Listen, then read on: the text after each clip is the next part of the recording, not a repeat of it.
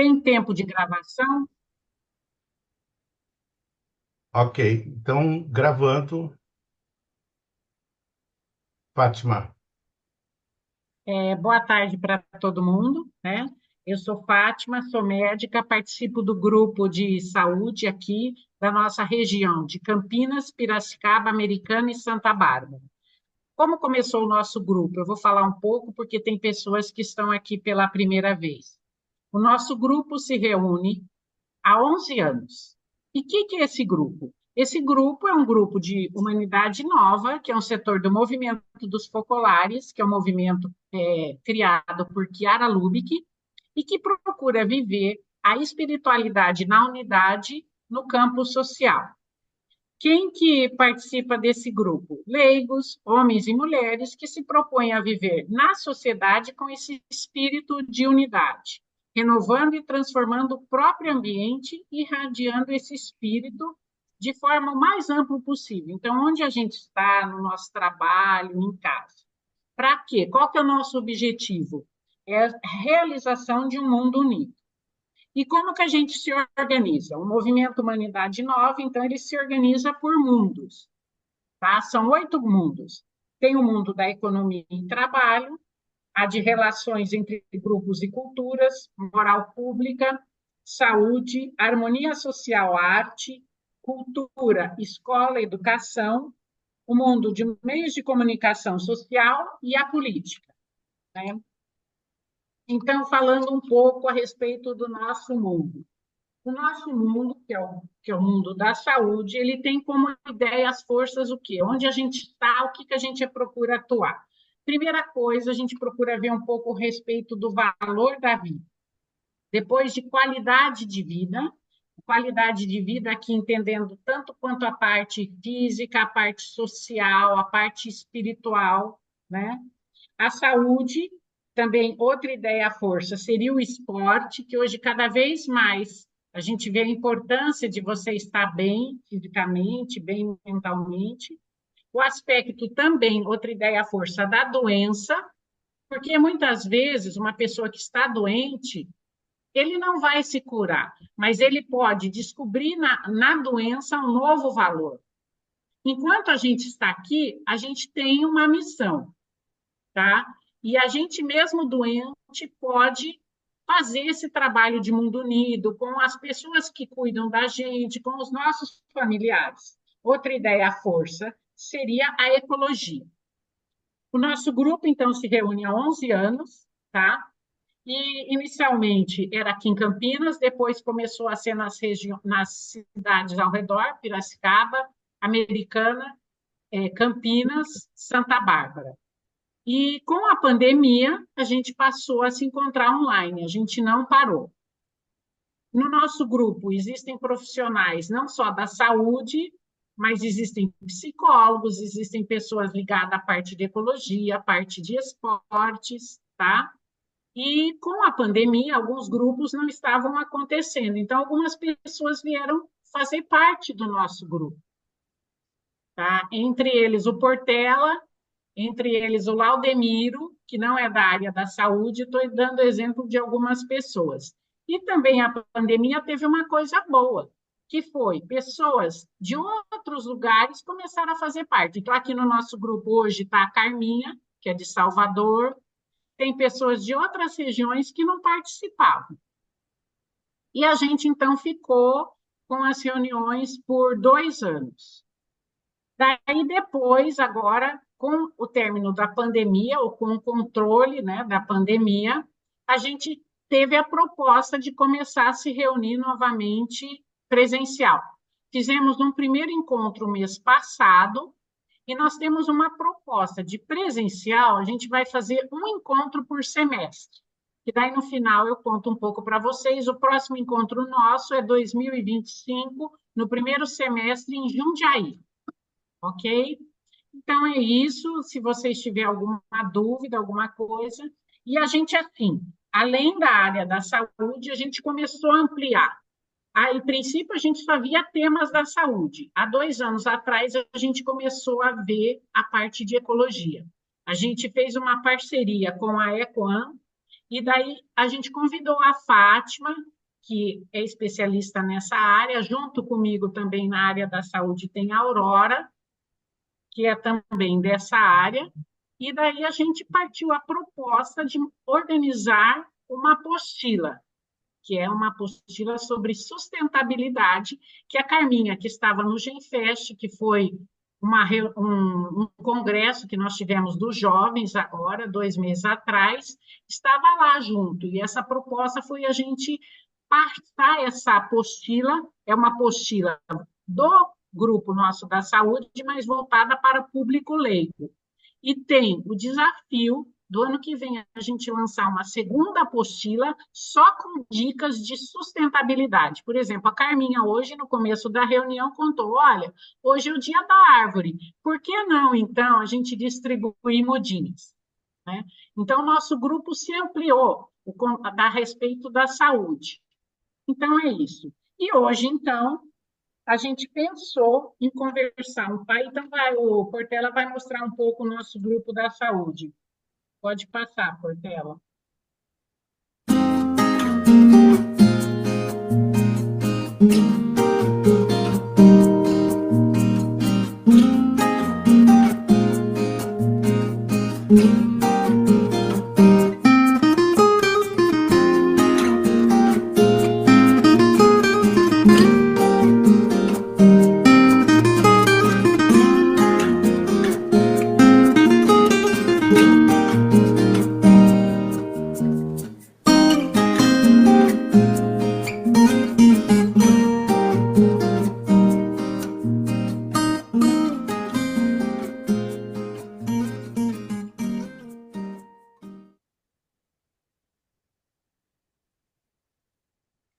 Então, a proposta nossa é sempre essa. A gente tem essa proposta de sempre estar convidando pessoas que se sentem assim, com essa ideia também de viver na sociedade esse espírito. Então, a gente passou com a pandemia, a gente ampliou o nosso conceito de saúde. Do nosso grupo aqui, saiu uma campanha do SUS também, que depois, num outro momento, a gente pode estar conversando sobre isso, que também aqui no nosso grupo tem a Margarete, que é de Brasília e faz parte desse grupo, que chama Campanha do SUS. Quem depois quiser participar, é só avisar que a gente adiciona. Mas hoje, então, vocês receberam um convite, né? E que a gente vai conversar um pouco com o Luiz Scarpino. Então, eu convido o Luiz Scarpino, ele é casado, ele está morando em Ribeirão Preto, né? E ele é um advogado especializado em direito público, parlamentar e eleitoral. Ele pesquisa atualmente os efeitos da desinformação na democracia e a regulação dos serviços digitais e da inteligência artificial. Ele é professor universitário, doutor em Direitos Coletivos e Cidadania pela UNAEP e pelo Instituto Universitário Sofia em Cultura da Unidade com direcionamento em Sociologia da Comunicação, Firenze, Itália, com tese sobre fake news e democracia, que é o título do seu novo livro. Ele é mestre em Direitos Coletivos e Cidadania pela UNAEP, fez pós-graduação lato sensu em Gerente de Cidades pela FAAP, Direito Eleitoral e Unisul, e Gestão Jurídica de Empresas pela Unesp. Atualmente, coordenador do curso de Direito da Universidade de Ribeirão Preto e professor da UNAEP, tá? De Direito, Comunicação Social e E aí, Administração, Paisito, tudo bem? Ah, que bom. autor de livros e dezenas de artigos científicos na área de Direito e Comunicação. Professor convidado da Faculdade de Direito da USP, Ribeirão, Instituto Sofia Itália e Universidade Bias Pascual, na Argentina. E é gerente jurídico da Fundação Pública no ramo hospitalar. Ele é membro do Conselho Científico Internacional do Movimento Político pela Unidade do Movimento dos Populares. Luiz, com a palavra você, vou pedir para todo mundo colocar no mudo os microfones, por favor, tá bom? Obrigada. Obrigado. Muito obrigado, Fátima. Obrigado, Portela. Obrigado a todos que aqui se dedicam a esse grupo e que também estão participando dessa reunião no dia de hoje. Fui provocado a trazer uma reflexão sobre alguma coisa que eu estou pesquisando de algum tempo, que são as fake news. A minha pesquisa ela foi para um lado, mas que inevitavelmente a saúde acabou tendo o seu espaço privilegiado quando a gente fala sobre os efeitos da desinformação dentro da sociedade, não? Enfim, minha, minhas imagens aparecem bem aí com vocês, tá tudo certo? Ok, beleza. Então, vamos lá, então. Bom, vou fazer uma parte. Eu preparei aqui algumas provocações para a gente, alguns dados, algumas informações, alguns conceitos. Depois a gente vai ter um tempinho para a gente fazer um bate-papo também. Então, eu pretendo fazer mais uma panorâmica sobre o que é desinformação, sobre o seu perigo e alguns aspectos ligados à saúde e algumas chaves de resposta que a gente pode ou não pode fazer, enfim, sem ter nenhuma pretensão de ter respostas acabadas, mas simplesmente ajudar a pensar juntos sobre esse fenômeno. Trago algumas notícias em que o brasileiro, pesquisas trazidas dizem que quase 90% dos brasileiros admitem em algum momento ter acreditado em fake news. Também uma pesquisa da OCDE, um levantamento muito sério com um grupo de países, coloca nós brasileiros como um dos povos, o povo com mais dificuldade dentre os países pesquisados em identificar uma notícia fraudulenta, em identificar uma fake news. Então, nós temos mais suscetibilidade, nós temos mais predisposição a acreditar ou não reconhecer, ter dificuldade de reconhecer uma notícia fraudulenta. Não à toa, a Finlândia, essa é uma pesquisa da OCDE, é o país que tem mais facilidade de identificar. E por que a Finlândia tem? Já adianto, dou um spoiler do final.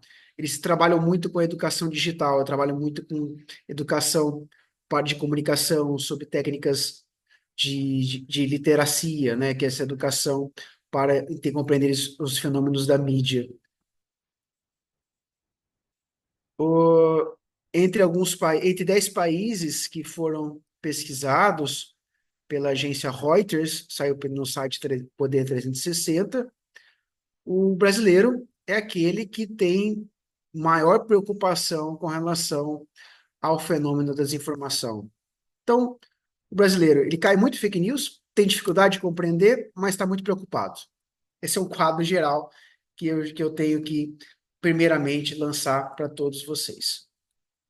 Um outro dado, e aqui não é apenas brasileiro, e não é atualíssimo, mas as pesquisas mais recentes não derrubam essa informação que eu trago, que saiu na revista Super Interessante, em 2018, mas as pesquisas que eu tive acesso na sequência se mantêm, é que a capacidade de espalhar desinformação é muito maior do que as notícias verdadeiras. Então, as pessoas têm mais fácil, é mais fácil você encontrar uma desinformação, dela disseminar, dela ganhar corpo, dela ser compartilhada, do que uma notícia verdadeira. Isso pode ter inúmeras raízes, inclusive, você for pensar não apenas na notícia fraudulenta, né, na desinformação, na fake news, mas pensar mesmo em fofoca, pensar mesmo em coisas espetaculares, em aquelas notícias que tem meias verdades dentro dela, em que você pega o início de uma notícia verdadeira e, de repente, você vai ver o conteúdo não tem uma grande identificação com a manchete que nela é estabelecida, com a chamada, porque, no final das contas, né, o comportamento humano, e aí um pouquinho das minhas pesquisas demonstra isso, tende a se mover pela emoção. E a emoção, ela trabalha com um elemento agudo da raiva, do constrangimento, do ódio, da preocupação. E geralmente você trabalha na indústria de massa de comunicação com elementos fortes, vibrantes, com notícias que chocam, com chamadas que são agressivas. isso tende a gerar uma curiosidade humana e isso tende o poder de ganhar maior capacidade de replicação, de disseminação, de compartilhamento.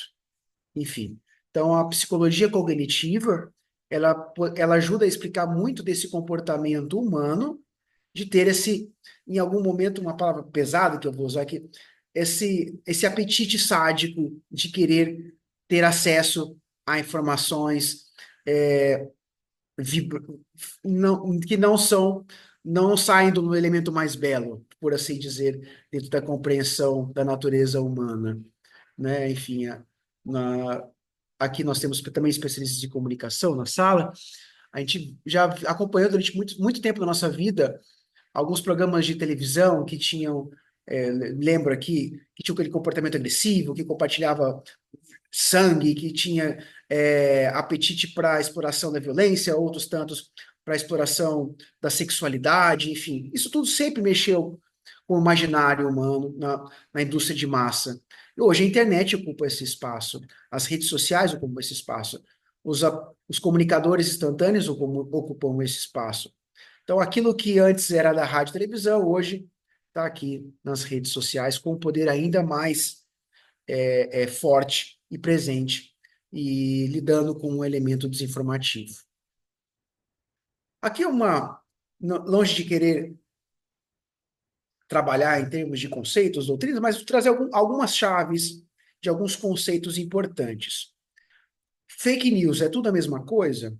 Porque muitas vezes a gente fala como fake news como sendo aquilo que eu não gosto disso, foi um erro, alguma coisa. Então isso é fake news. Não gostei do que o jornal publicou, fake news. Não gostei dessa crítica, fake news.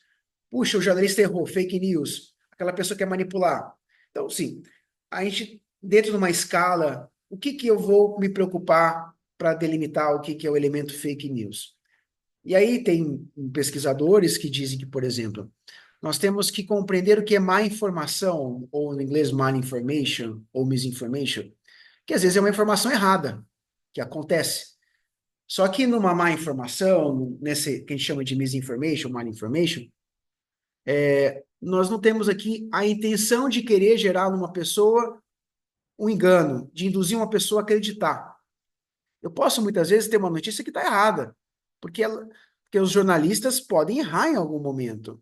Eu posso citar um dado falso aqui, um dado equivocado, mas isso não quer dizer que eu tive a intenção de querer gerar em vocês uma compreensão equivocada sobre as coisas da realidade. Eu não quis fraudar a verdade, mas as pessoas erram. O que vai modificar, por exemplo, o que é má informação de uma desinformação, ou fake news, hoje a gente fala, fake news é o nome mais popular, hoje a gente fala mais em desinformação. Seria notícia fraudulenta, não é nem notícia falsa, é fraudulenta. Porque no fraude, eu quero achar que uma pessoa, eu quero fazer com que a pessoa acredite em alguma coisa que não é verdadeira. Eu quero induzir uma pessoa a acreditar que alguma coisa verdadeira é real. Eu quero deturpar a compreensão para que as pessoas não tenham mais a noção do que está acontecendo, aquilo que não está acontecendo. Então, quando eu falo de uma boa informação, eu falo alguma coisa que tem uma verdade factual, aquilo que eu consigo comprovar, né? Então, eu estou falando com vocês às 4h38 de um sábado, dia 21 de setembro, isso é uma informação factual.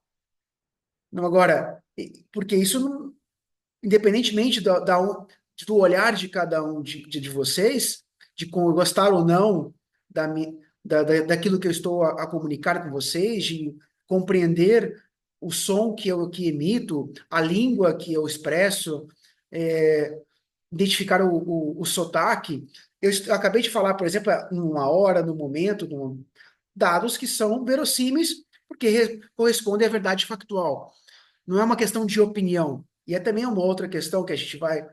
É muito interessante quando a gente fala, por exemplo, principalmente aqui na área da saúde, as pessoas confundirem a opinião com verdade. Ah, mas eu gosto disso. Tá bom, eu gosto de comer pavê, eu gosto de comer arroz, gosto de comer feijão. Mas isso não quer dizer que, por exemplo, o feijão vai causar um efeito adverso na vida de uma pessoa, se ela comer. Então, às vezes as pessoas confundem o que é verdade do que é aquilo que tem um evento. aquilo que acontece dentro de uma vida concreta e daquilo que é a opinião, que é a leitura que a pessoa faz a partir daquilo que ela tem de percepção. Aquilo que em algum momento ficou muito conhecido como pós-verdade, né? Que é aquele elemento, aquela palavrinha que as pessoas querem saber o seguinte: eu pouco importo com o que está acontecendo, com o que na realidade acontece, eu prefiro acreditar na minha verdade. Eu tenho a minha visão de mundo. Em algum momento isso ficou muito famoso, e até estranhamente famoso, com o evento dos terraplanistas, que são aquelas pessoas que acham, ou não sei se é por brincadeira, de mau gosto, ou porque de fato há uma inocência, e algumas pessoas, além da inocência, mascaram essa compreensão equivocada de que a Terra não seria, de que a Terra seria plana. Então há quem defenda essas bobeiras, e tinham grupos que se reúnem com essas coisas todas. E aí fala, mas eu quero acreditar que a Terra é plana. Isso não é uma questão de crença, é uma questão de realidade, em que você está errado. Não se trata de você gostar desse tipo de comida, de você gostar de falar uma língua, de você querer experimentar uma coisa nova. Isso é uma questão de gosto barra opinião. Outra coisa é você negar a realidade. E a pós-verdade tem a ver com o senso da pessoa, ignorar o senso realístico e passar a difundir uma opinião como se verdade fosse, independentemente do que aquilo se corresponder ou não aos fatos da vida. Né? Então, Copérnico já derrubou essa tese, já tem alguns séculos, mas ainda algumas pessoas brincam de destruir a ciência e passam a difundir uma série de bobagens, e muitas pessoas acham que têm o direito de defender bobagens como se realidade fosse. Isso é pós-verdade. E a notícia fraudulenta, a fake news, a desinformação, entra muito nesse campo, que é o campo da pessoa querer deturpar o senso da realidade para induzir alguém a acreditar em alguma coisa que não existe. Na política, para fins econômicos e outros tantos mais aspectos, quando envolve o domínio de poder. Então, quando a gente fala de poder, muitas estratégias manipulativas são adotadas, e dentre elas, a comunicação é uma das grandes, fortes expressões de conquista de manutenção e tomada de poder, ou pelo menos de movimentos de poder. Sempre existiu, né? Então, nas guerras históricas que a gente lê, sempre os movimentos de mentir a estratégia para o adversário, de enganar o adversário, acontecia. Era uma espécie de fake news da antiguidade, e ela sempre existiu. Hoje, o que muda um pouquinho, ou bastante, é que nós estamos ligados por meios de comunicação que são instantâneos, e nós não temos intermediários. Não tem um jornal, não tem uma revista, não tem um rádio, necessariamente, passando pela difusão de uma desinformação. Às vezes até tem também, mas geralmente ela sai direto daquele que quer manipular e daquele que vai ser o objeto da enganação. Então, a notícia fraudulenta tem a ver com esse elemento de querer induzir alguém a acreditar em uma coisa quando ela é mentirosa. Ela não acontece, não tem uma realidade, tem a menor noção de ser verdadeira. Não é apenas um engano, não tem a menor noção de ser verdade. Nós temos também aquilo que nós já estabelecemos em legislação, na própria Constituição Federal já tem regrado sobre isso, que é o discurso de ódio, né? Por exemplo, você querer diminuir alguém por condição de raça, de orientação sexual, de condição de saúde, de deficiência, grupos minoritários ou grupos minorizados, né? Quando a gente fala, por exemplo, da violência contra a mulher, mas a mulher não é minoria. Não, mas é um grupo minorizado. Muito embora uma maioria estatística do ponto de vista populacional, as mulheres nós temos o maior incidência de violência, nós temos o menor nível de ganho salarial comparativamente a um homem, enfim. Então, esses aqui são dados estatísticos. Não é uma opinião minha, Luiz Scarpino, estou falando de dados estatísticos, pelo menos um recorte brasileiro sobre isso. Então, por exemplo, a mulher é um grupo minorizado? Sim, um grupo minorizado porque ainda sofre mais violência pela condição de ser mulher. Não à toa nós criamos, por exemplo, um crime específico, que era a tentativa de homicídio contra a mulher, que é o feminicídio. Né? Enfim, nós temos crimes de racismo que objetivam criminalizar ou punir aquela pessoa que busca difundir uma raça em detrimento de outra, enfim.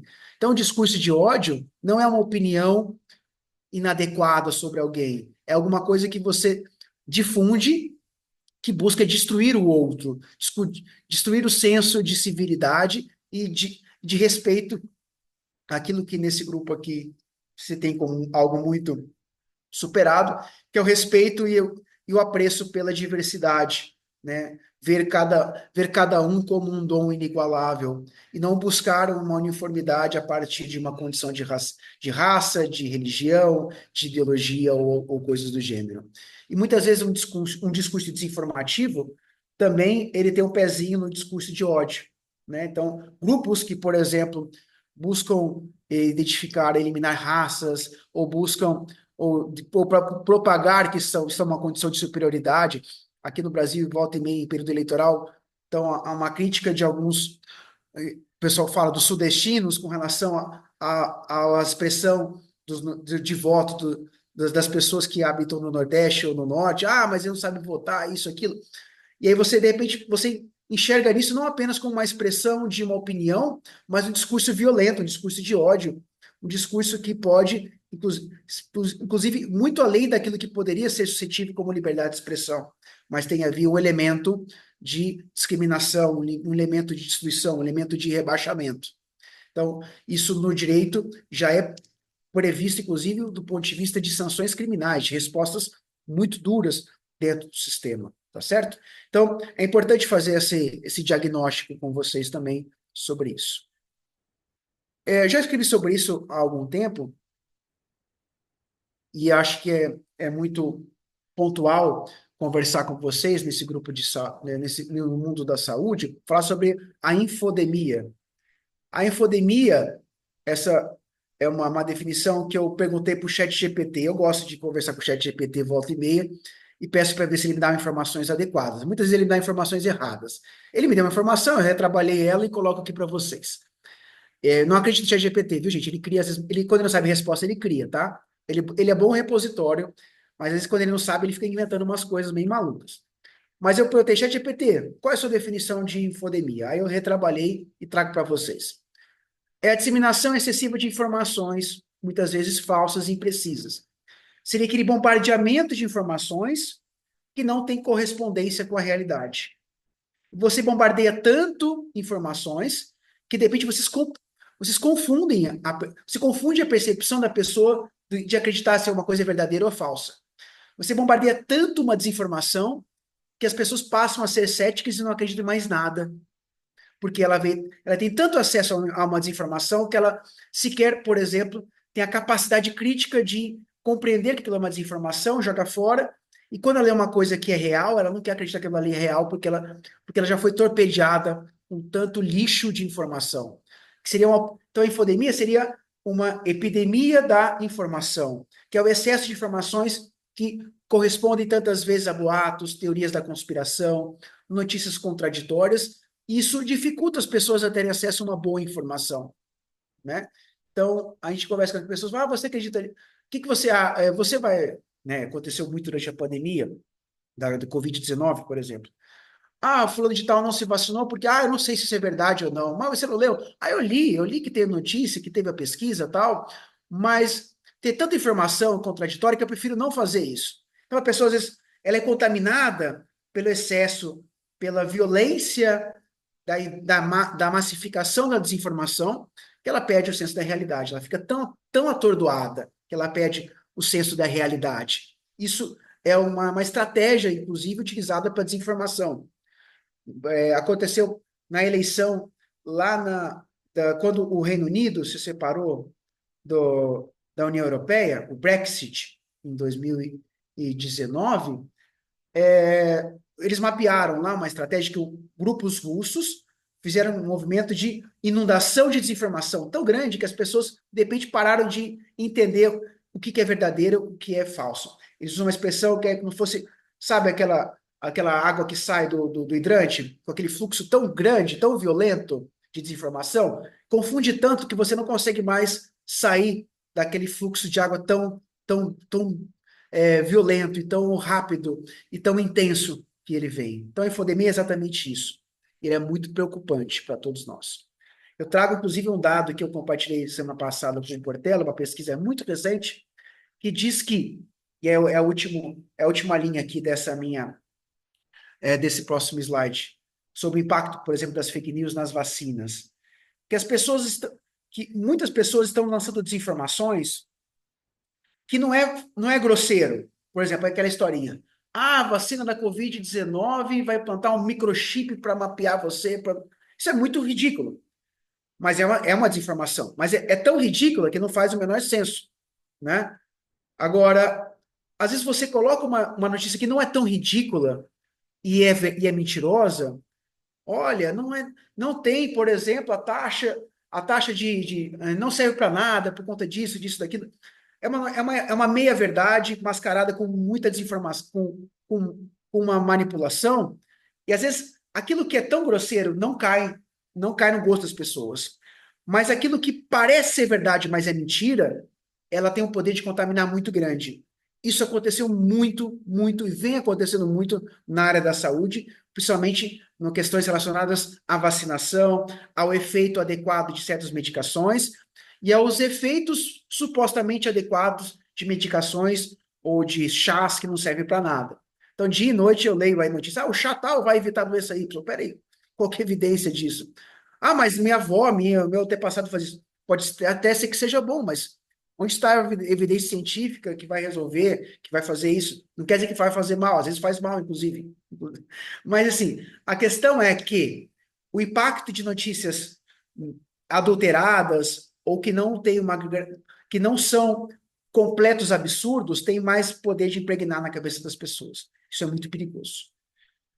A OMS traz um dado estatístico de que a vacinação ela tem o poder de salvar de 2 a 3 milhões de vidas por ano.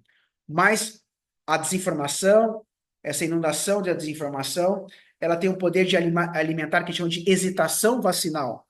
As pessoas estão preocupadas e estão temerosas de se vacinar. Estão se vacinando menos, estão vacinando menos seus filhos por conta da desinformação que é jorrada. E nós devemos nos preocupar grandemente com a disseminação disso nas redes sociais. Inclusive, desautoriza e descredibiliza as autoridades de saúde, aquelas pessoas que deveriam ser escutadas. As pessoas estão deixando de escutar o Ministério da Saúde, passando a escutar um youtuber maluco falando um monte de asneira por aí. Então, é a influência bastante preocupante da indústria da desinformação. Aqui, eu não gosto de desinformação, não gosto desse papo, acho esse papo muito nada a ver. Vamos falar de economia, então. Vamos falar do impacto econômico da desinformação na saúde, na vacinação. Mas não é uma questão de opinião. Segundo tem uma pesquisa aqui de 2017, um estudo bem interessante, pois eu posso compartilhar o link com o Portela, e o Portela divide com vocês também. Esses slides, inclusive, estão com os links aqui, depois o Portela está autorizado a compartilhar esse material para o mundo da saúde, que vacinas, nos últimos 20 anos, esse estudo foi feito em 17, ele fez um impacto até 2020, evitariam naquele momento, mas evitaram, porque o modelo não foi refutado, mais de 20 milhões de mortes. Economias em recursos públicos com evitar custos de doença, evitar prejuízos decorrentes de morte, porque morrem pessoas em idade produtiva que poderiam trabalhar, poderiam gerar renda, consumo. O efeito da vacinação, tantas vezes, pode reduzir ou evitar alguns tipos de deficiências, e deficiências, tantas vezes, incapacitam a pessoa para o mundo do trabalho. Isso traz prejuízo econômico também para o mundo do trabalho. Então, vamos para uma métrica economista capitalista, não vamos negar isso. Vamos para a métrica capitalista. Então, a vacinação em massa melhora a economia, traz ganhos sociais, econômicos estupendos. E aqui trago aqui, por exemplo, um dado que se estima que 820 bilhões de dólares foi o valor social e econômico amplificado em 20 anos pelo efeito da vacinação. Enfim, então, são estudos que metrificam o poder da vacina e quanto que um valor da vacinação, por exemplo, que hoje é o mais atacado quando a gente fala sobre saúde, um dos pontos mais atacados é a questão da vacinação. Como que isso tem o poder de afetar o ponto de vista da economia, né? E aí tem um estudo dos anos 90 que até hoje reverbera, um médico britânico, e aqui não vamos ser inocentes de que achar que a desinformação vem apenas de pessoas não estudadas, muitas elas vêm de pessoas que poderiam ter credenciais. Então, um médico, ele fraudou um estudo, fez um suposto levantamento científico, no qual demonstraria falsamente, isso é falso, que a vacina da tríplice viral estaria associada ao desenvolvimento do autismo. Isso é uma rotunda mentira, uma desinformação tremenda, terrivelmente, que, mesmo desmentida na ocasião, e até hoje desmentida, ainda tem efeitos e reflexos. Então, você vê que não adianta você querer desmentir o tempo inteiro, porque ainda assim, aquilo que foi pronunciado lá atrás gera até hoje efeitos. É que nem você pegar, por exemplo, um travesseiro de plumas e desmanchá-lo no alto de um edifício. Você vai conseguir resgatar algumas plumas no andar do térreo, mas você não vai conseguir resgatar todas. E é o mesmo efeito da desinformação, quando você vai tentar coletá-la, porque ela se espalha e é difícil, por mais que você trabalhe a prevenção da desinformação, trabalhe em vacinas de desinformação ou algo do gênero, é muito difícil você reverberar e contraditar algumas coisas quando elas caem no imaginário popular e ganham corpo numa massificação, desinformação.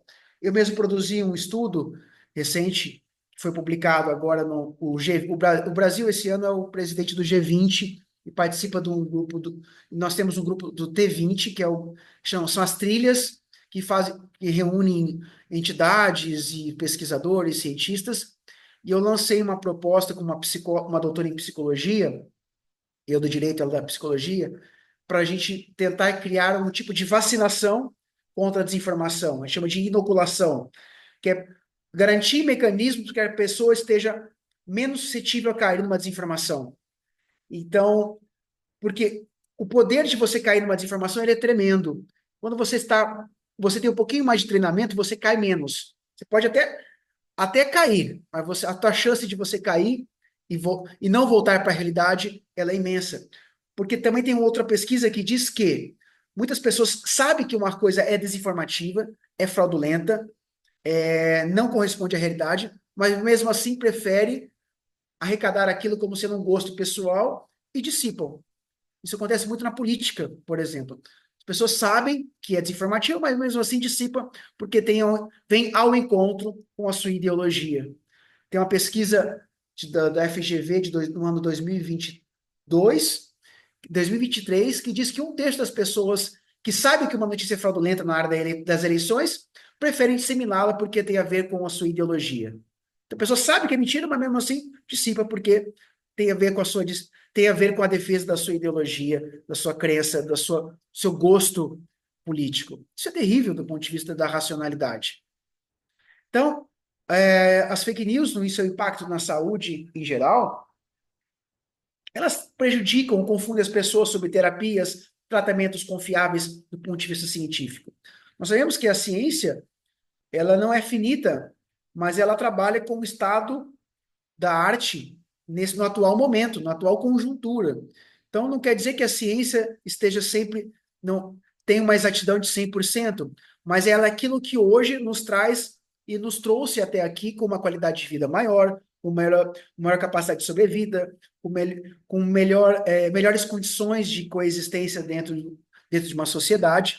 Embora a ciência seja uma produção humana sujeita a ser revista, ela trabalha com métodos e metodologias das quais não tem nada a ver com opinião ou crendice. Ela trabalha com dados comprovados ou comprováveis. E até que você refute, a ela deve ser dada uma credibilidade.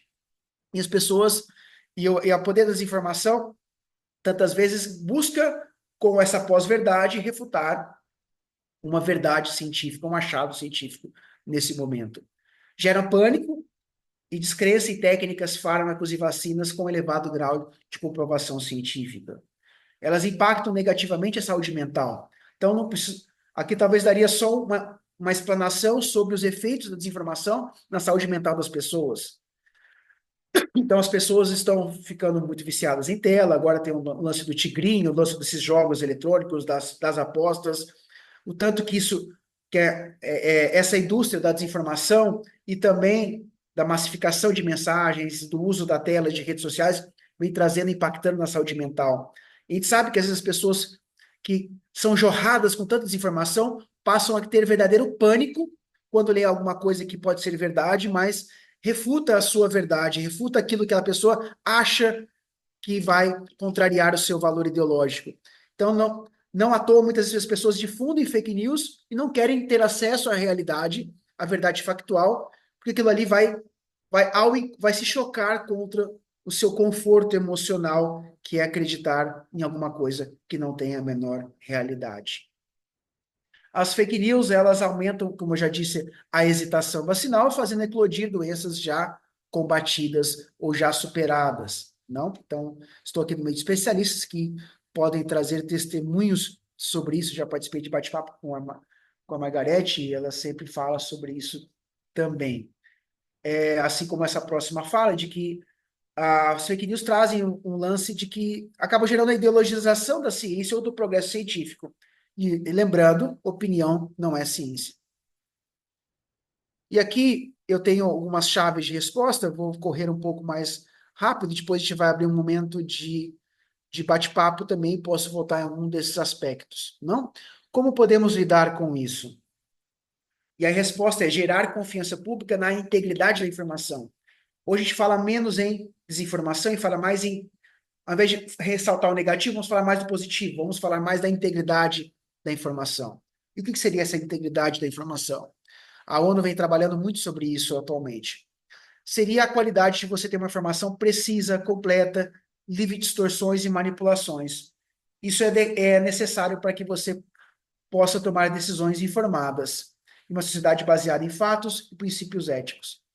Eu posso, por exemplo, ter uma convicção religiosa e decidir não me tratar com determinado tipo de intervenção. Por exemplo, hoje o Supremo Tribunal Federal acaba de está dando pronunciamento para dizer que as pessoas da religião do Testemunho de Jeová podem ter o direito de se recusar a determinados tipos de transfusões de sangue, porque isso contraria a sua liberdade religiosa. E o Supremo disse, olha, ok, você tem o direito, se você for adulto, você tem direito, se você for adulto e for capaz, você tem direito de se recusar a isso, porque você tem capacidade de entender que talvez outra técnica possa ser adequada, muito embora essa seja mais adequada para esse momento, você pode se recusar porque você é um ser humano e pode se recusar a ser tratado com relação a isso.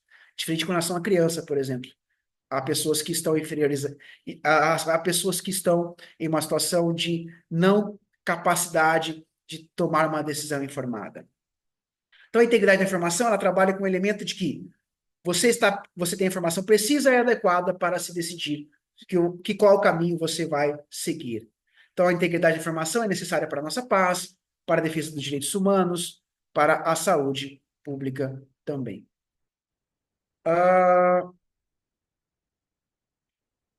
Nós temos alguns princípios globais das Nações Unidas para trabalhar a integridade da informação. Dentre eles, trabalhar a confiança e a resiliência social. Então, as pessoas precisam confiar mais nas instituições e precisam confiar mais na capacidade da integridade da informação, até para combater aquilo que for desinformativo.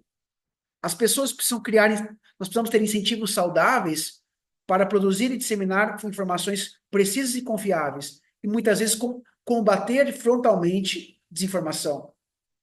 Às vezes a gente deixa de lado alguém que difunde tanta desinformação por achar que vai perder a amizade pela pessoa ou algo do gênero.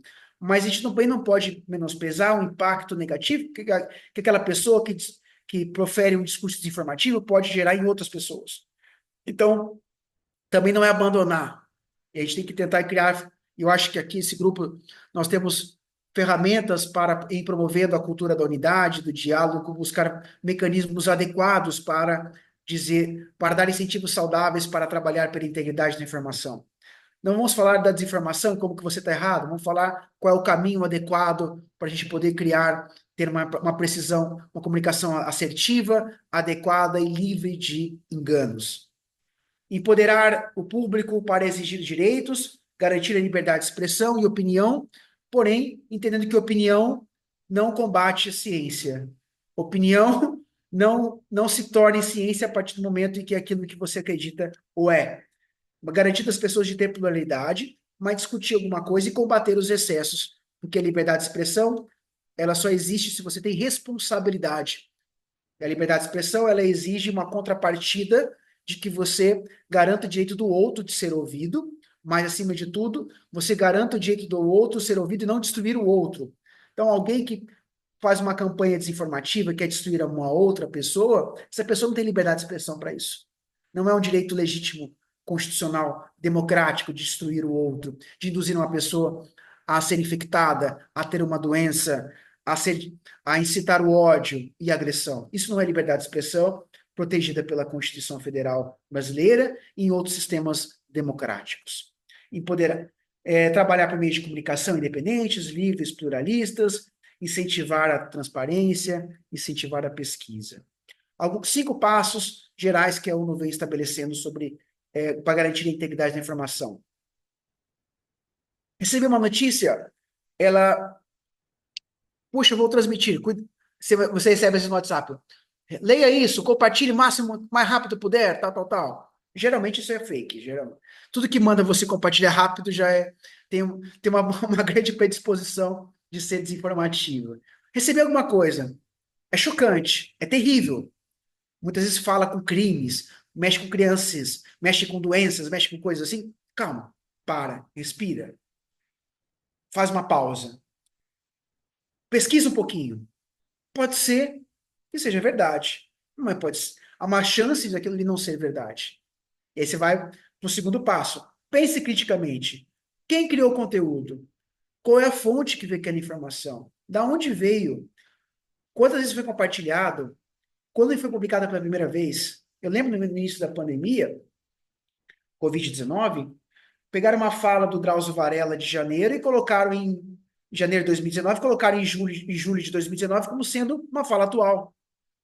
Ele em janeiro de 2019 não sabia nada, sabia pouco. Aí em julho de 2019 ele já tinha refutado uma fala de janeiro, porque o estado da ciência mudou. E a compreensão dele mudou. E às vezes as pessoas difundiam aquele vídeo de janeiro de 2019 como se fosse uma fala atual de julho de 2019, quando não era. Então, uma das técnicas de desinformação, muitas vezes, é você tirar o tempo das coisas. Quando você tira o tempo, você mata a possibilidade da pessoa ter se retratado ou dos fatos terem gerado uma modificação no estado geral das coisas. Então, por isso que é importante. Mas isso foi real, foi publicado no site dele, foi. Mas ele reviu de opinião porque conta disso, daquilo. Entendeu? Então, pense criticamente. E pensar criticamente exige de nós o que a gente chama de ceticismo saudável. Não é não acreditar em nada, mas também não acreditar em tudo de uma vez, sabe? Dia desse me mandaram um convite para clicar num negócio. Eu fiquei meio assim, será que eu vou clicar, tal? Porque pode ser uma tentativa de golpe. Aí eu fui pesquisar quem mandou, como mandou. Demorei um pouco até para abrir. Era verdade, mas eu fiquei pesquisando um pouco mais. Aí eu e minha esposa, porque também é isso, a gente não é acreditar nas coisas que você vê por vez, mas também não é acreditar em nada. É você ser cético, você buscar exercer o teu lado crítico. Isso é muito importante. Exigir responsabilidade dos meios de comunicação, das provedoras de aplicação, das redes sociais que disseminam tanto ódio, que tanto discursos fraudulentos. Trabalhar com a pluralidade dos meios de comunicação, mídia independente, isso é importante. E aqui, para nós, e os integrantes dos movimentos focolares, é um grande desafio nosso. Desafiar as narrativas prejudiciais. Como neutralizar a desinformação e o ódio? Com tolerância e verdade. Tolerância e verdade. Muito difícil. Não adianta você falar para a pessoa, acusar a pessoa de estar errada, acusar a pessoa de ser negacionista ou algo do gênero. A gente tem que tentar trabalhar de uma forma mais amorosa, entregando a verdade, entregando aquilo que é adequado segundo o estado científico das coisas, mas buscando gerar na pessoa uma capacidade de reflexão, ou pelo menos de neutralizar a perspectiva daquela pessoa e disseminar alguma coisa que não corresponde à realidade. Então, se a pessoa não vai mudar de jeito nenhum, tá bom, vou neutralizar dando outras informações para que outras pessoas não caiam no mesmo, não caiam no engodo que aquela pessoa que foi adoecida por uma desinformação. Quer dizer, tem pessoas que são adoecidas pela desinformação que preferem não sair da sua bolha da desinformação. Tem até tem estudos que demonstram isso, que a pessoa vive numa bolha e ela não quer sair daquela bolha. Terrível isso. Vamos evitar que outras pessoas entrem na bolha da desinformação. Né? E às vezes até tirar uma pessoa, até resgatar. Acontece. É raro, mas acontece. Mas a gente tem que trabalhar para isso, como diriam os jovens. Em conclusão, a disseminação de fake news tem um impacto muito negativo em taxa de vacinação, principalmente a infantil. Isso é um dado alarmante que nós temos que trazer para a nossa realidade. As redes sociais e a mídia desempenham um papel crucial na propagação, por exemplo, na questão da própria vacinação e outros campos mais. Então, temos que estar alertas e atentos para isso. Temos que combater a desinformação, aumentar a confiança pública na segurança, na eficácia, por exemplo, de vacinas, para melhorar a taxa de vacinação e proteger a saúde pública. Aqui, foco em vacina, porque é um dos aspectos, geralmente a desinformação na saúde vem muito forte. E em geral, e já termino por aqui, devemos trabalhar por estratégias eficazes que incluem a intervenção de profissionais de saúde. Então, o trabalho que vocês, profissionais de saúde, fazem é imprescindível em cima disso.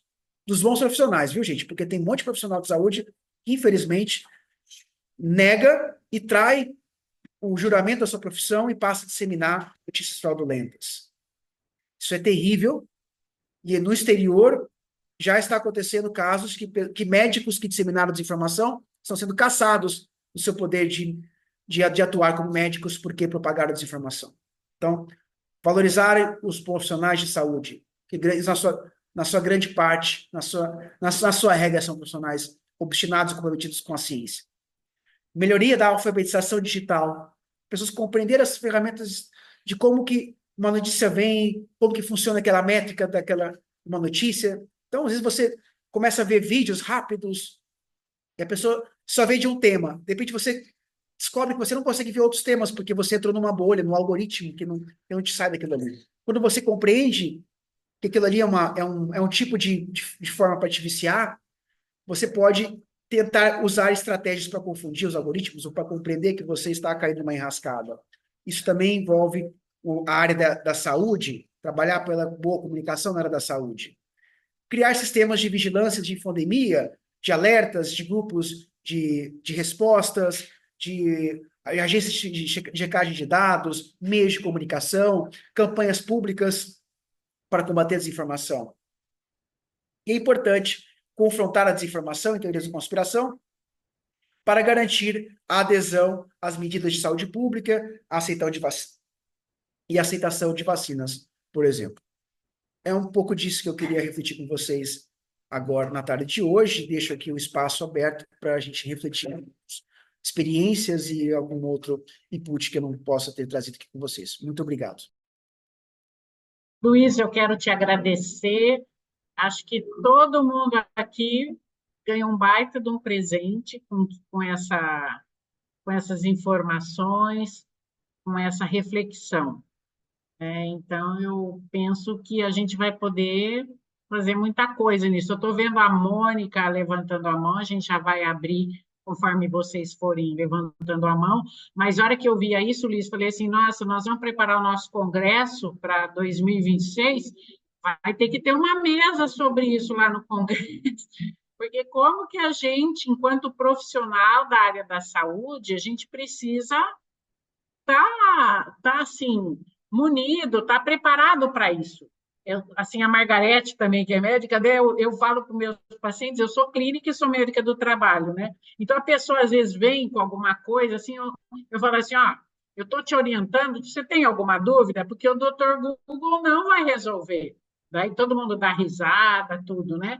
Mas esse é nosso dia a dia. Mas não digo só profissional da área da saúde, um professor passa por isso também, né? Um administrador, outros profissionais passam por isso. Eu acho, agora, mas eu deixo aqui, que seja um desafio no nosso congresso, né, Mônica, que tenha uma sala sobre isso, tá? Então, agora, Mônica, você pode começar. Luiz, obrigada, viu, por essa sua apresentação, muito importante. Você levantou assuntos muito, sim, relevantes para a atualidade. E vão acontecer sempre. Você citou a pandemia, está certo, mas vão acontecer sempre. Eu queria uma dica, que eu sei que às vezes uma notícia chega, a pessoa fala, eu vou verificar se é verdade. Eu não sei como é que faz para verificar se é verdade. Onde vai? Tem algum site, tem alguma coisa que para a gente ir lá procurar? Bom, uma dica que eu dou. Primeira coisa, e aí eu estou com o Luiz Marques aqui na minha frente. Tenta ver se saiu em um órgão de imprensa. Geralmente uma notícia, quando vem, você vai ver, mas eu não, aquele portal ele tem uma certa ideologia. Procure em outro. Se aquilo ali não saiu em nenhuma notícia, não saiu em nenhum portal, há uma tendência muito grande, dos grandes, tá, gente? Dos grandes. Há uma perspectiva muito grande daquilo ali não corresponder, porque não foi pautado pela mídia, pela grande mídia. Um outro modo de você verificar isso, você tem, às vezes, chama de fact check, checagens rápidas, ou agências de checagem, aos fatos, boatos, daqui a pouco eu vou lembrar outras aqui. Que você consegue, às vezes, você digitar, assim, essa notícia é verdadeira, aí ela vai te dar ela vai contar a historinha daquilo ali. Então, muitas vezes, eu peguei um site aqui, por exemplo, deixa eu abrir aqui, que eu sigo aqui para a Agência aos Fatos. É uma das primeiras do Brasil que trabalha com desmentir fake news, ou boatos, ou notícias conspiratórias, por exemplo. Aí eu peguei um aqui, eu tava preparando a minha fala de hoje, que ela fala dos 5 principais mitos sobre os principais notícias fraudulentas. Então uma pesquisa de Google, às vezes, pode ajudar, mas não é direcionada, porque às vezes você tem um conjunto de sites que levam você para um caminho errado. Eu vou dizer aonde não se informar. Não se informe por YouTube, não se informe por TikTok, não se informe por sites que você não conhece ou que, de repente, tem uma visão muito ideologizada da vida, sabe? Porque às vezes hoje as pessoas estão confundindo verdade com ideologia. Sim, Isso é muito preocupante. é Então, verdade. procurar nesses grandes veículos de comunicação, nessas agências de checagem de fatos, e elas tendem se não é imediato, a depois no caminho ela trazer algum tipo de indicativo se aquilo ali aconteceu ou não aconteceu. Joia, obrigada.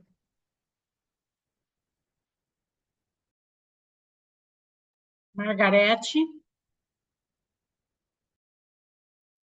Então, o Luiz pode comentar sobre uma questão importante. E nós temos esse impacto no Brasil de as pessoas terem muita dificuldade de se aperceberem que estão diante de uma fraude.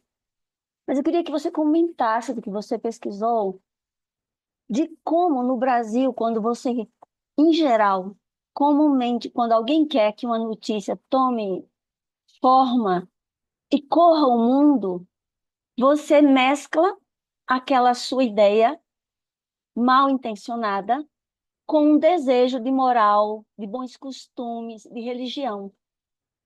Então, o Brasil se tornou muito, como é que a gente diz? Sei lá, rendido por essa ideia. E, às vezes, nós não temos noção de que também nós temos o impacto desse moralismo que, antes de apresentar a verdade de uma ciência, tenta apresentar uma ideia vestida de religiosidade.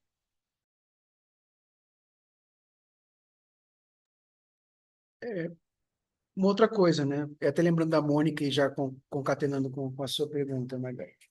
Mais uma constatação, né, Margarete? Hoje, um dos grandes problemas da desinformação, da mentira, das fake news, é a desintermediação. A pessoa não mais procura, por exemplo, os grandes veículos de comunicação, não procura o diálogo com os diferentes e passam a achar que consumir informação apenas a partir do WhatsApp ou de alguns determinados perfis do Facebook, do Instagram, vai ser suficiente para que a pessoa seja bem informada. E toda vez que alguém fala, não, não acredite nisso porque isso vem de outra pessoa, você já está interditando o debate, o diálogo. Nós aqui, acho que somos forjados a querer escutar o diferente, ou pelo menos deveríamos ser forjados para tanto. Muitas vezes nós caímos nas enrascadas que nos são colocadas e passamos a querer apenas escutar quem está professando a mesma nossa fé, a nossa ideologia política ou outras coisas mais. Margarete, isso é uma estratégia de guerra. A desinformação, ela vem a ver para disseminar o ódio e causar o divisionismo, a polarização. Isso sempre existiu na política. Isso sempre existiu enquanto instrumento de dominação. Isso aconteceu, por exemplo, no regime nazista, a comunicação do regime nazista, de Hitler, e, enfim, de toda a sua indústria de comunicação, de cinema, de música, de manipulação, de controle de veículos e mesmo de leitura, de arte, tinha a ver com a tentativa de ideologizar determinados fatos sobre a vida. O que era preocupante hoje sobre a opinião de ideologia, do que é a noção de resolver o Estado, porque eu até entendo que as pessoas podem ter predileções do ponto de vista de ser mais liberal, ser mais conservador, mais progressista, não querer mudar tantas coisas, isso faz parte da pluralidade, da diversidade, da beleza humana, não? Mas existem coisas que são muito preocupantes, e aí lida com a nossa área da saúde, né? E eu tive uma experiência dessa, eu já vou contar para vocês, quando as pessoas querem colocar ideologias acima das convenções e do modo de viver em sociedade adequado. Vou contar uma historinha. Então, na minha apresentação, falo que eu sou gerente jurídico de uma fundação hospitalar. No meio da pandemia, tinha um sujeito que ele ia na porta da UPA para dizer que não tinha pandemia de Covid-19. Era uma UPA que era centrada em cuidar de pacientes. E naquele momento que ele estava falando isso, tinha 20 pessoas entubadas numa área que não era para estar entubada dentro de uma UPA, que ele precisava estar num hospital, mas não tinha vagas em nenhum hospital para mandar aquelas pessoas.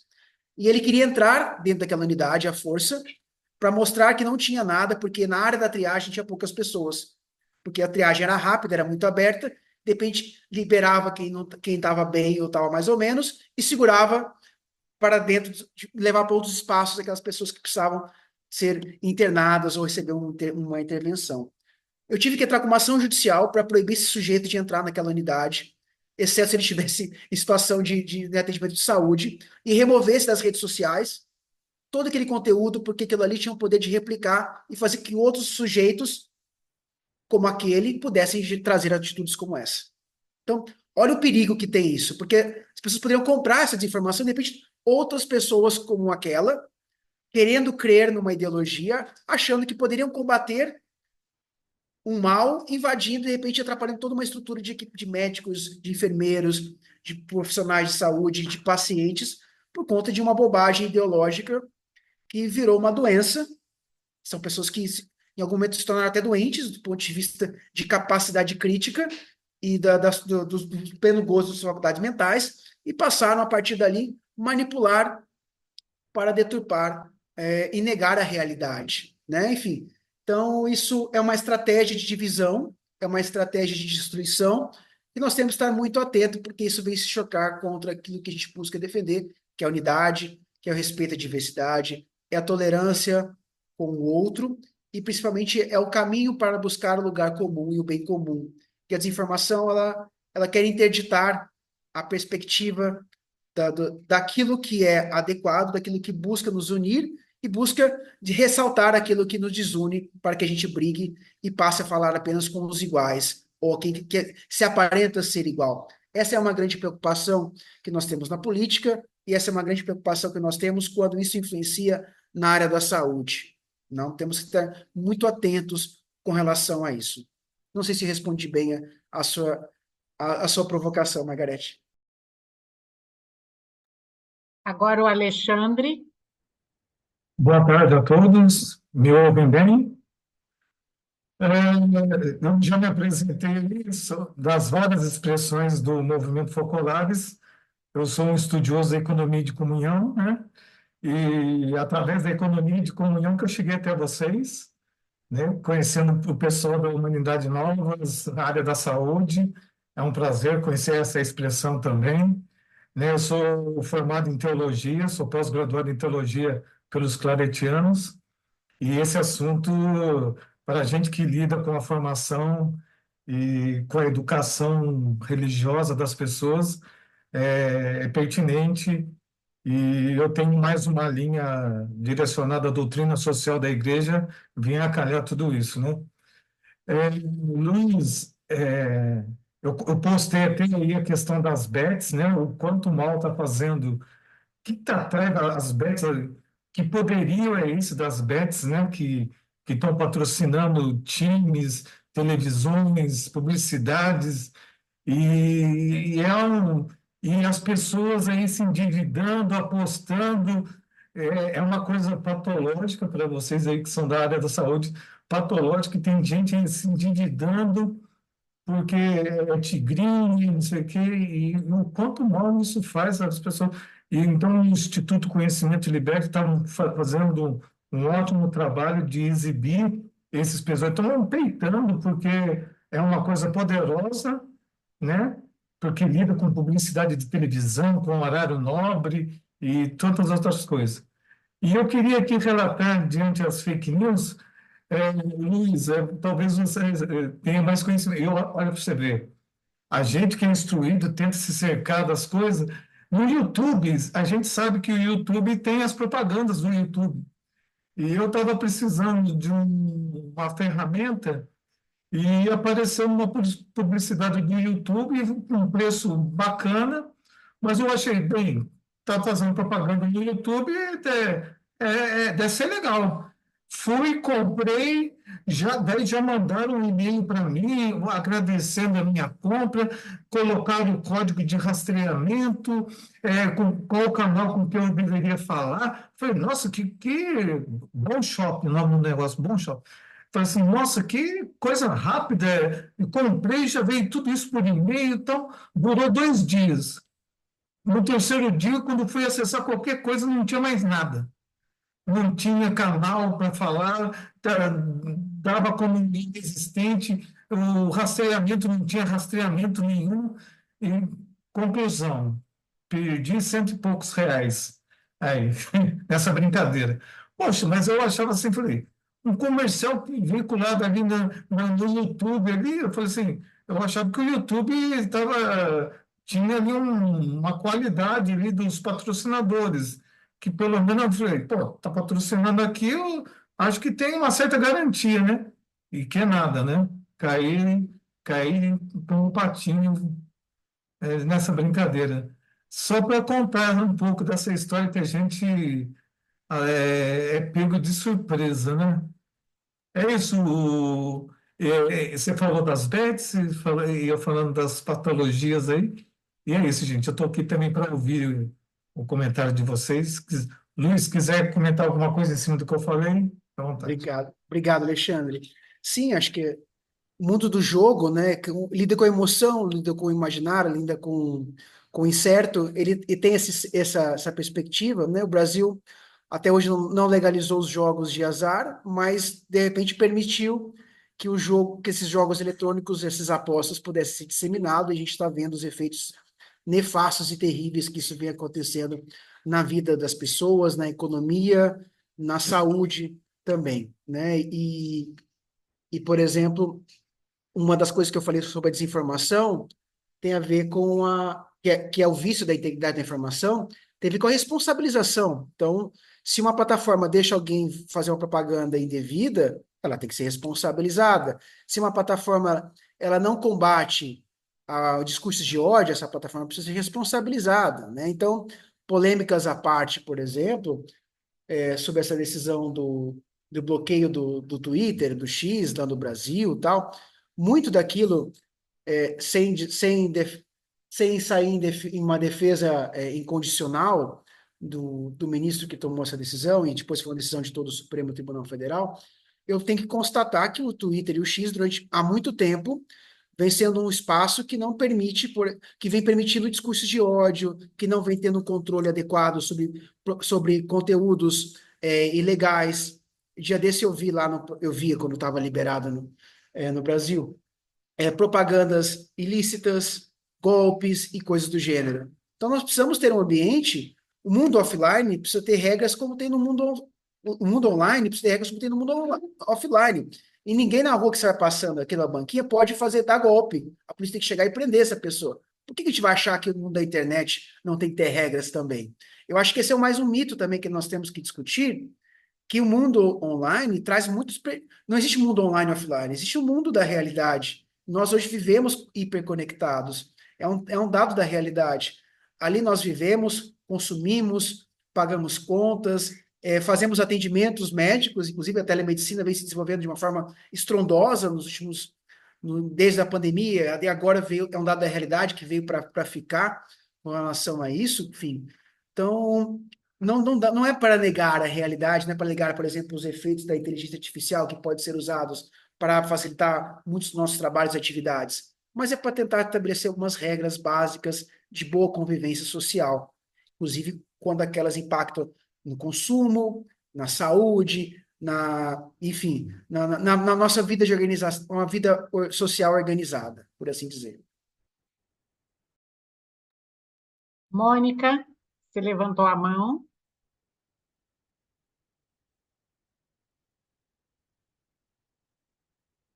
Seu áudio está fechado. Luiz, eu quero relatar um fato. Como nós médicos e profissionais de saúde temos um poder nas mãos de gerar confusão ou de sanar confusão, né? Então, e nós temos o plus no carisma da unidade, que é a arte de amar. Eu considero isso fantástico. E a regra de ouro, né? Colocar-se no lugar do outro, não fazer o que não quer que seja mais. Por exemplo, um senhor doente, fase final de vida, já em cuidados paliativos, e uma filha que foi conversar com o médico, ele explicou, olha, a gente vai dar morfina, porque ele sente muita dor, para aliviar, para acalmar, para dar um conforto, tal. Explicou assim.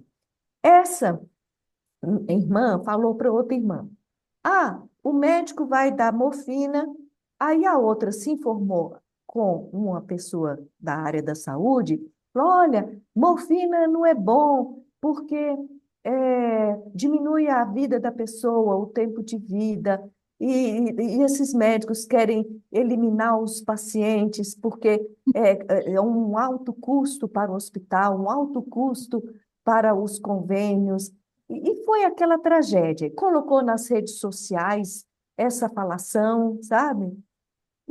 Mas por quê? Eu quero dizer o seguinte: gerou um problema tão grande que só prejudicou o senhor, que ficou lá sentindo dor, que a família não deixou tomar morfina. E, sendo que é uma dose tão pequenininha para dar qualidade de vida. Mas o que eu quero dizer com tudo isso? Se esse médico chamasse a equipe, conversasse com a família, ouvisse da família quais são os seus anseios, quais são os seus medos, as suas ideias, o que você sabe sobre isso, ouvisse, explicasse. Então, são aquelas técnicas que a gente tem e que pode sanar muitos problemas, né? Pode evitar, pode melhorar a qualidade de vida. Então, é isso que eu queria dizer, como uma experiência que não é minha, mas é um alerta que a gente precisa ter, né? Para esses meios de comunicação serem bem usados, lógico, são bons se forem bem usados, né? Mas se tivesse esse plus que a gente pode ter, né? Dentro da arte de amar, acho que seria um bem muito grande para muitos pacientes e muitas famílias, né? Vânia, você levantou a mão.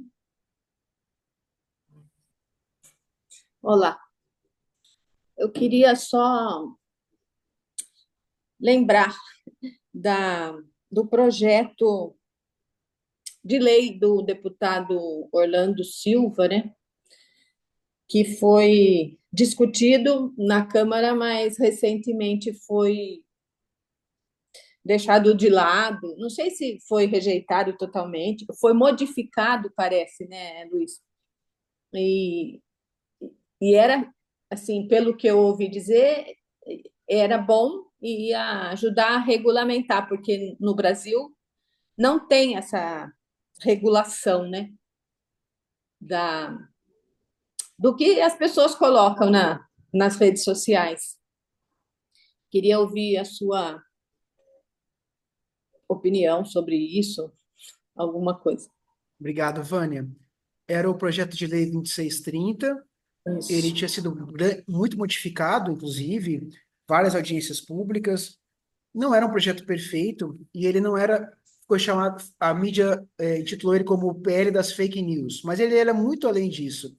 Ele era um projeto de lei que buscava regular os serviços digitais no Brasil, falar um pouquinho sobre publicidade, sobre responsabilizar as plataformas, sobre que tipo de, como que o poder público tem que se manifestar nas redes sociais, como que uma autoridade tem que fazê-lo, enfim, é estabelecer algum tipo de regra para o mundo online, que tem pouca regra hoje. A gente tem uma lei de 2010, que é o Marco Civil da Internet, 2014, que é o Marco Civil da Internet, mas ficou muito para trás.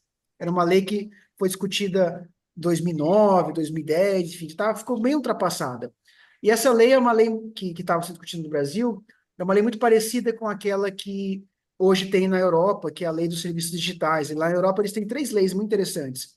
É a regulação dos serviços digitais, a regulação dos mercados digitais, por exemplo, isso que o Alexandre falou, das propagandas, das plataformas, responsabilizar uma plataforma que porventura tem uma publicidade irregular, e hoje em dia se discute muito os efeitos da inteligência artificial, né? Então, eu acho que não era um projeto perfeito, mas era um projeto que tocava um ponto importante, que é a internet, as redes sociais não podem ser um lugar sem leis.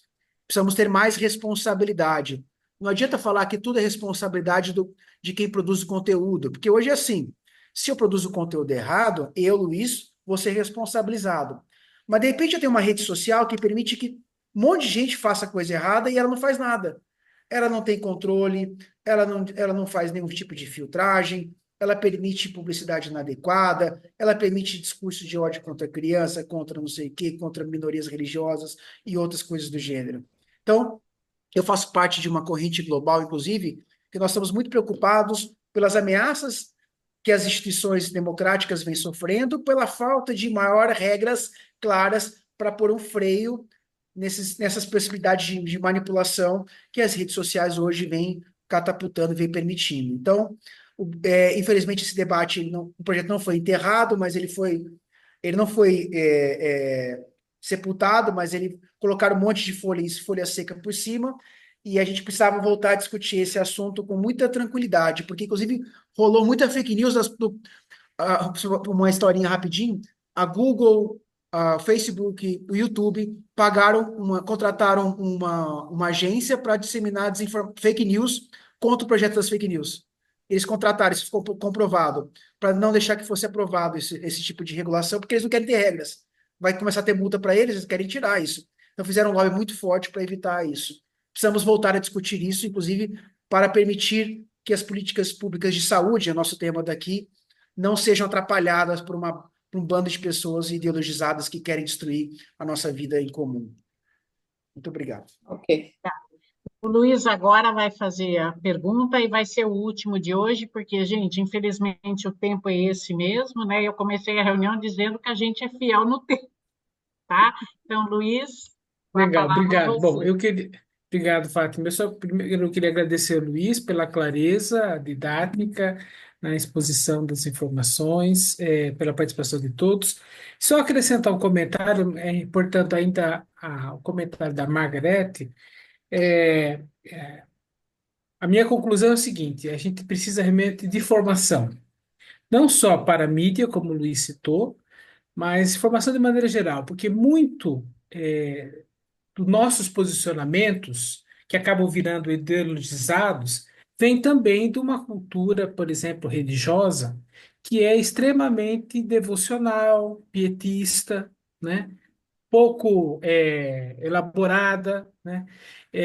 Que racionaliza pouco, e fé e razão não são coisas para andarem separadas, elas não estão em contradição, né? Então, assim, a educação ou formação, que é uma coisa contínua, que não se faz apenas na infância, né? É uma realidade, é uma necessidade da qual nós temos pouco, né? Então é bacana ter esses momentos como esses que vocês promoveram, porque é um subsídio, é uma ajuda nesse sentido, né?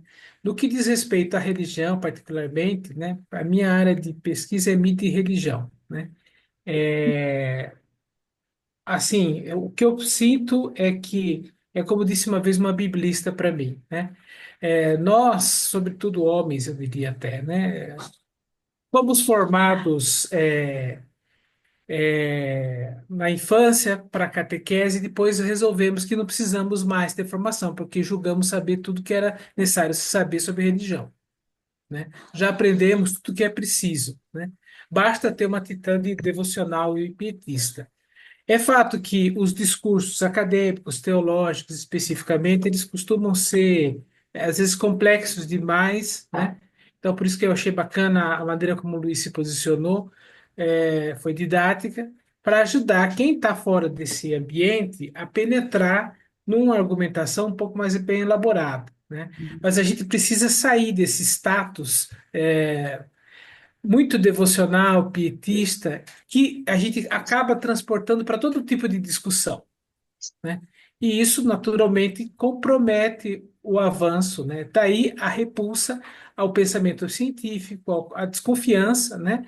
É, de algo que busca, claro, não responde tudo, mas busca com objetividade a verdade, né? A própria igreja sempre usou desse conhecimento. Foi na filosofia, foi na teologia. A teologia não é um conhecimento sentimental, né? É um conhecimento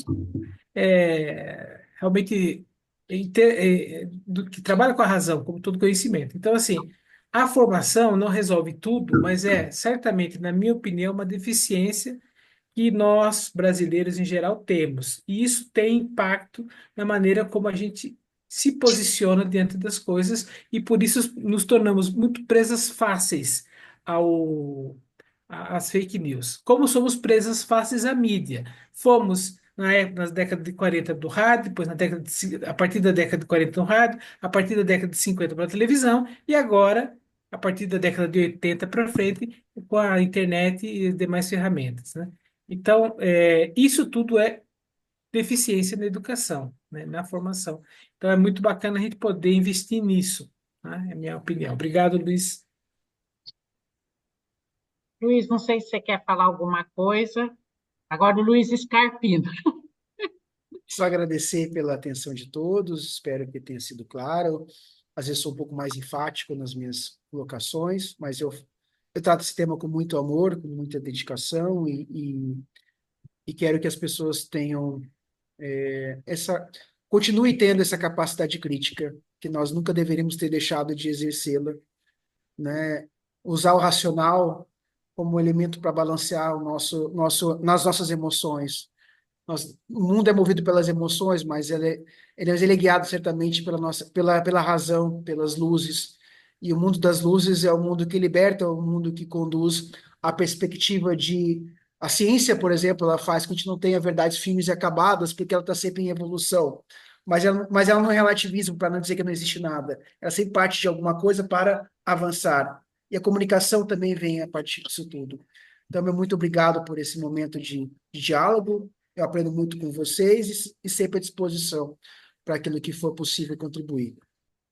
Então, eu queria aproveitar esse seu sempre à disposição e lançar um desafio aqui, né? Quem me conhece do grupo, tudo, a gente queria combinar de fazer um novo encontro, Luiz, mais para frente, né? A gente já sabe que nós estamos em setembro agora, porque acho que esse foi mesmo o primeiro, assim, acho que a gente, enquanto da área nossa da saúde, a gente precisa se formar melhor. Estou lançando essa ideia, que eu até falei com a Mônica aqui mesmo, de que a gente, quando a gente for fazer a nossa preparação do Congresso, agora em outubro, que no Congresso de 2026 a gente tem a possibilidade de ter uma mesa sobre esse assunto, né? Independente disso, também aqui no nosso grupo, de ter um novo encontro para poder aprofundar melhor, porque a gente sabe aqui que o tempo é esse. Talvez num próximo encontro só de perguntas mesmo para ser um bate-papo, do começo ao fim, né? Não sei como que é a sua disponibilidade e tudo, mas queria agradecer mesmo. E falando para vocês, então, nosso próximo encontro em outubro, que é a preparação do Congresso. Em novembro, a gente vai fazer uma última reunião, porque acho que em dezembro daí já fica meio difícil, são tantas emoções do Natal, família, né? Mas a gente se encontra em novembro, ou com a possibilidade de continuar esse bate-papo, daí precisa ver a disponibilidade do Luiz Scarpino, ou com a possibilidade, também tem um outro tema que eu tinha visto com o Jorge Cury, que seria um livro da Cidade Nova, que é O Cansaço dos Bons, da gente começar um assunto sobre a síndrome do burnout. Eu sou médica do trabalho, né? E acho que esse é um assunto que não é só para profissionais da área da saúde, eu acho que existe, só para falar para vocês, eu e o Jorge aqui em Campinas, sou de Campinas, nós estamos propondo para a Sociedade de Medicina e Cirurgia uma reunião sobre Posso isso. lá? Não ficou Tá? com a lista? Está cansada, né? Por favor, tem alguém que está com o microfone aberto, Hã? podendo fechar. Sua jornada. Foi linda, né? Gente, tem um jornada foi muito microfone linda. aberto aí. Então, a gente vai fazer, por favor, se puder fechar. Então, a gente vai fazer uma nova reunião, assim, a respeito da síndrome de burnout. E também aqui em Campinas, nós fomos convidados pelo Santuário Santa Rita, eles têm um grupo de bioética. Daí, quando eu me apresentei, que a gente tem o grupo da saúde, o padre já me incluiu, né? Claro, então, e eu e o Jorge Cury já participamos de uma reunião. Então, a gente vai propor para o padre também, se possível, já agora em outubro, que é o mês do médico, que tem o dia do médico, de fazer uma reunião sobre isso. Gostaria, assim, de pedir para vocês, eu vou deixar o meu endereço aqui, meu telefone do WhatsApp, porque nós temos aqui no nosso grupo um grupo da saúde que já recebe tudo isso, a gente vai passar todo esse material que o Luiz passou tudo. Mas quem não faz parte desse grupo, eu me proponho a criar só uma lista de transmissão para vocês saberem qual vai ser a próxima reunião, os temas, só isso. A lista de... Mas quem já participa do grupo da saúde não precisa pôr aqui, que eu já tenho, né? A gente já tem. Mas quem está aqui pela primeira vez, eu vou deixar meu telefone de WhatsApp, por favor, só se identificar, colocando o telefone, de que cidade que é, de que estado, porque aqui hoje a gente tem Salvador, a gente tem Minas, tem São Paulo, né? Não sei se eu estou esquecendo de mais algum.